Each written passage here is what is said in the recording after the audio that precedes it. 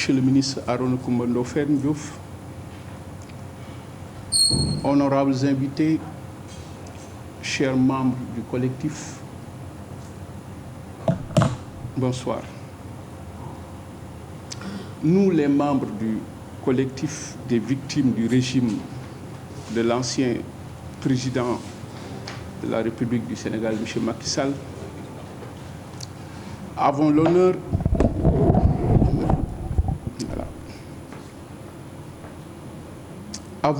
de vous convier à cette rencontre pour vous informer des événements tragiques qui se sont déroulés durant les 3 dernières années de son magistère. Ce collectif est un cadre d'expression des doléances des victimes qui demandent que justice soit rendue.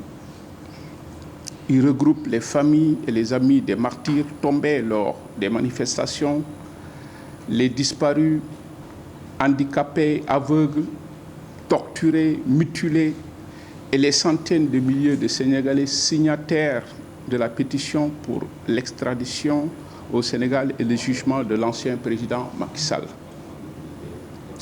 Sa démarche repose essentiellement sur le respect des lois, notamment celles relatives aux crimes contre l'humanité prohibés par le statut de Rome de 1998, la Convention des Nations Unies contre la torture et autres peines ou traitements cruels, inhumains ou dégradants du 10 décembre 1984 et la Convention de Palerme du 15 novembre 2003 relative à la criminalité transnationale organisée.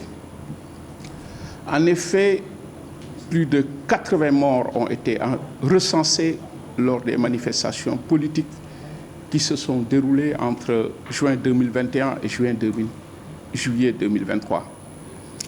Des dizaines de disparus introuvables et des milliers de détentions arbitraires sans jugement d'honnêtes citoyens et citoyens sénégalais ont eu lieu durant cet événement sanglant.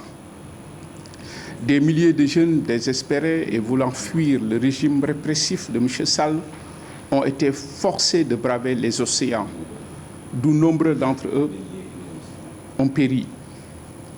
Des centaines de plaintes venant des familles des victimes à travers tout le pays, des témoignages, des scènes de torture, de meurtres et des agents de la police tirant à balles réelles sur les manifestants ont été documentés et déposés à la Cour pénale internationale et à d'autres organismes épris des droits humains à travers le monde. Macky Sall ayant saisi le sérieux de ces charges contre lui et son régime, a fait adopter maladroitement à quelques heures de son départ une loi d'amnistie validée par sa majorité parlementaire afin de laver ses crimes et d'éviter un lynchage populaire. Après un départ précipité du Sénégal amenant toute sa famille, il choisit d'aller s'exiler au Royaume du Maroc. Un choix prémédité et très bien réfléchi puisqu'il est conscient que le Maroc n'est pas signataire du statut de Rome et ne dispose d'aucune législation réglementant la coopération avec ces pays. Donc voilà en fait notre démarche. Voilà la raison de cette rencontre avec la presse et le collectif. Le collectif, évidemment, va saisir toutes les instances, toutes les juridictions et organisations, tant au niveau national et qu'au niveau international. Nous allons saisir le comité de justice de la CEDEAO, la Cour africaine des droits de l'homme et toutes les organisations qui, à travers le monde, travaillent dans ce sens-là pour que justice soit faite. Nous ne réclamons que la justice, pour dire plus jamais ça au Sénégal. Nous avons eu à passer des moments inédits dans notre pays et aujourd'hui, pour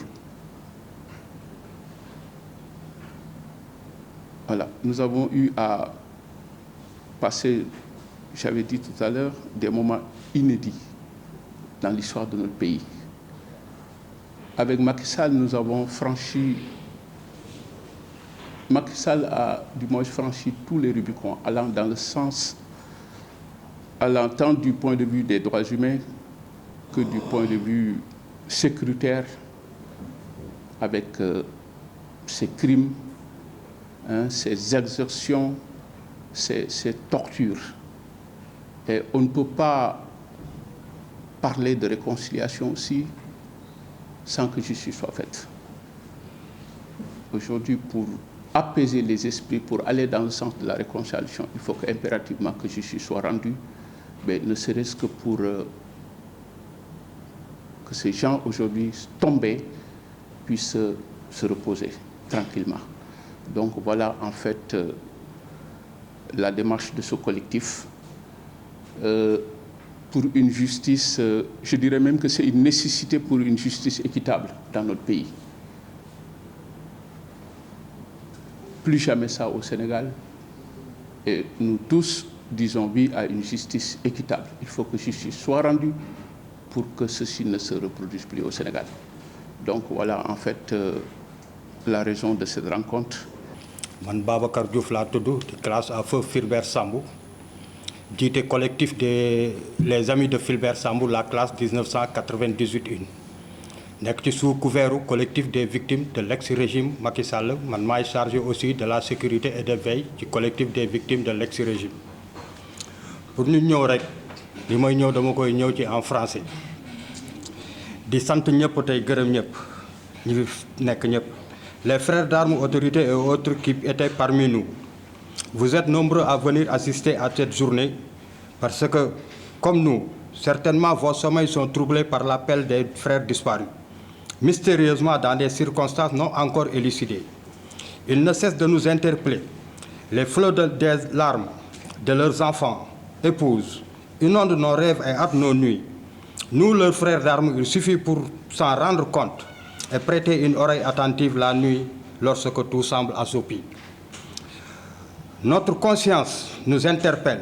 Comment vivre heureux et silencieux face à toutes ces complaintes incessantes? Comment rester insensible et passif face à des morts dont la vertu et l'amour de la patrie étaient sans égal? Les soldats armés, toujours en marche aux exploits jamais chantés et qui plantent partout le drapeau de la paix, mérite reconnaissance et gratitude. Nous sommes assermentés, convaincus de la nécessité du sacrifice et du devoir de constituer une barrière contre toute menace aux forces extérieures au prix de la vie. On disait qu'on nous tue, mais on ne nous déshonore pas. Et moi je dis que l'armée sénégalaise et le Sénégal a déshonoré notre classe feu Fulbert Sambou et Didier Badji. Pour le soldat, le sens du devoir accompli dépasse de loin la valeur de la vie.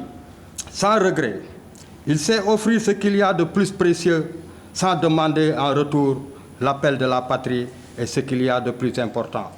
Cependant, lorsque l'arme avec laquelle Fulbert Sambou se défendait se retourne contre lui, justice doit lui être rendue. Mieux encore, lorsque cette arme est pointée sur lui par une force intérieure, il y a trahison. Fulbert Sambou était un de ceux qui étaient jurés de sacrifier pour la patrie. Nous sommes du même contingent appartenant à la première fraction de l'année 1998. Fulbert était un homme brave, social, responsable. Bien que nous avions participé à des missions de protection dans des zones de haut risque, sa bravoure et sa ténacité l'ont toujours amené sain et sauf. La main ennemie qui lui a porté le coup fatal par surprise après 25 ans de service devrait être censée le protéger. Fulbert ne pouvait pas deviner que cette main viendrait de l'intérieur. Depuis lors, combien de plaintes sont émises? Combien de gémissements sont préférés? Combien de cris de justice sont lassés? Cette forfaiture doit-elle rester impunie? Déjà, dès l'Antiquité, Platon disait le rôle de la politique consiste à créer l'unité et à assurer l'harmonie dans la cité. Mais dans ce régime, lorsque des citoyens disparaissent d'une manière nébuleuse, sans qu'il n'y ait aucune tentative d'élucider les circonstances de leur disparition, c'est qu'il y a vraiment quelque chose qui est déréglé dans cette société. Aujourd'hui, on nous sert un discours égoïste, celui de l'amnistie, où des sanctions sont suspendues par l'amnistie. On nous demande d'oublier la mort de nos frères. On nous demande de rompre cette fibre qui lie les frères d'armes et qui fait que, face au danger, le soldat n'hésite pas à s'interposer pour que son frère vive. Chers auditeurs, le bon sens de la chose, le mieux partagé, est-il inutile de dire que pour ce cas, si le législatif a voté une loi d'amnistie, c'est qu'il y a crime. S'il s'agit de noyade qu'on utilise comme prétexte, ici, on n'aurait nullement besoin d'amnistie. may wax ni Fulbert Sambou maa ngi kii bu nga xamante ni moom la procureur Amady Diouf def mais li mu ci wax lépp ñun ay classe am ak sénégalais yi gëmuñu ko ndax le procureur sur nous dit que ni le procureur de la République a informé l'opinion dans le cadre de l'enquête ouverte consécutivement à la disparition de l'adjudant-chef Didier Badji en service à l'inspection générale d'État et du sergent Fulbert Sambou de la direction du renseignement militaire le 23 novembre 2022, la marine nationale a été informée par un pêcheur demeurant au quartier Pench de la Médina de la découverte d'un corps sans vie au large des côtes sénégalaises. Mais qui est ce pêcheur? Si vous nous dites que le pêcheur habite Médina, le pêcheur habite le quartier Pench, mais il fallait nous donner son nom. Le transport systématiquement effectué sur les lieux a permis aux enquêteurs de la section de recherche suite aux constatations d'urgence de présumer qu'il s'agit du corps sans vie de l'un des disparus, en l'occurrence le sergent Fulbert Sambou, par la suite formellement identifié par les membres de sa famille. Par qui? Par sa famille. Personne n'a vu le corps de Fulbert Sambou. Sa femme qui s'est déplacée de Ziguinchor à Dakar, arrivée à Dakar, on lui montre son mari par photo, par téléphone.